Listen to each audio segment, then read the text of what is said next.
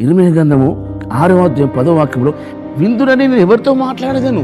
చూసారా దేవుని యొక్క మనస్సులోని ఆ బాధ. వింటారని ఎవరితో మాట్లాడాలి వినడానికి?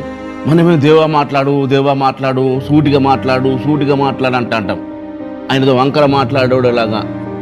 ఇది ఒక ఊత పదం అయిపోయింది భక్తులకు. మనము సూటిగా లేము, మన మైండ్ సూటిగా లేదు, మన చూపు సూటిగా లేదు, మన ఆలోచనలు సూటిగా లేవు, మన బ్రతుకే సూటిగా లేదు. ఇట్లా చెప్తే బాధపడతా అంటాం. బాధపడితే ఏం ప్రయోజనం?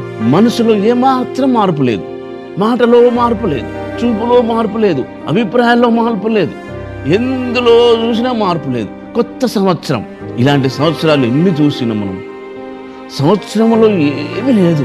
మనం వినే మనసులోనే టోటల్ ఉన్నది. మనసు చాలా సిద్ధపడాలి. చూడండి, ఆ శతాధిపతి లోకల్ విశ్వాసి కాదు, ఆత్మీయుడు అంతకంటే కాడు, కానీ యేసును గురించిన విషయాలు విన్నడు. ఆ రాహాబు వేశ్యలాగా ఆలోచన. మరి ఎన్ని సంవత్సరాలైంది వాక్యం వింటున్నాం, సంవత్సరాలు చర్చికి వెళ్తున్నాం. ఏమైనా మార్పు ఈ కొత్త సంవత్సరంలోన, ఈ సంవత్సరంలోన, ఈ క్షణంలోనైనా కలిగి ఉంటే మనంత ధన్యులు ఈ ప్రపంచంలో ఇంకెవరు లేరు.